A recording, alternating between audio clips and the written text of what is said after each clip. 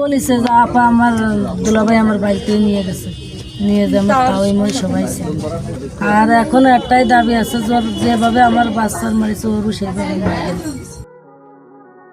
আসিয়া তার গন্তব্যে চলে যাওয়াতে ফুঁসে উঠেছে সারা দেশবাসী। কিন্তু সেদিন রাতে আসিয়ার সাথে ঠিক কি হয়েছিল বা আসিয়ার শেষ কথা কি ছিল তা এখনো অনেকেরই অজানা। আর সেই প্রসঙ্গেই এবার মুখ খুলেছেন অভাগা মেয়েটির মা। কান্নাস্বরে মনের ভেতরে চেপে রাখা সকল কথাই এবার প্রকাশ করেছেন আসিয়ার মা। সেদিনের ঘটনা প্রসঙ্গে শিশুটির মা বলেন, আসিয়া ওর বোনের বাড়িতে যাওয়ার পরে ওর সামনেই ওর বোনকে ধরে মেরেছিল। আর তা সহ্য করতে না পেরে তখন আসিয়া বলেছিল সে বাড়িতে গিয়ে সব বলে দেবে। কিন্তু এই কথাটাই যে আসিয়ার জীবনের শেষ কথা হয়ে দাঁড়াবে তা কে জানত। পরবর্তীতে সেই রাতেই অনাকাঙ্ক্ষিত ঘটনা ঘটে। আসিয়ার মা আরও বলেন, তার বড় মেয়েকে ইচ্ছেমতো মেরে আলাদা ঘরে রেখে দিয়েছিল।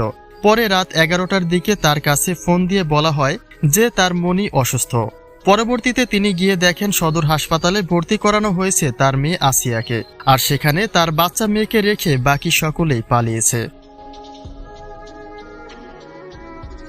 অন্যদিকে গতকাল আসিয়ার জানাজা শেষ হবার পরপরই অভিযুক্ত হিটু মিয়ার বাড়িতে ভাঙচুর কার্যক্রম চালায় স্থানীয় জনতা। ফায়ার সার্ভিস এখানে আসতে চাইলেও স্থানীয় জনতার বাধার সম্মুখীন হয়ে তারাও পিছিয়ে যান। অতঃপর হিটু মিয়ার বাড়ি সম্পূর্ণ ধ্বংসস্তূপে পরিণত করা হয়। গ্রামবাসীর দাবি, এমন কুলাঙ্গার ফ্যামিলি তাদের গ্রামে রাখতে চান না তারা। ভাঙচুর করা সেই বাড়ির স্থানে গ্রামবাসীর পক্ষ থেকে একটা জামে মসজিদও নির্মাণ করার উদ্যোগ নিয়েছেন। অপরদিকে সকলের একটাই স্লোগান, আসিয়ার মৃত্যু হয়নি, আসিয়াকে হত্যা করা হয়েছে। এবং একই ইস্যুতে প্রধান উপদেষ্টাও দ্রুত বিচারের উপদেশ দিয়েছেন, যেখানে সকল প্রকার সহযোগিতা নিয়ে পাশে থাকার আশ্বাস দিয়েছেন বাংলাদেশ আর্মিও।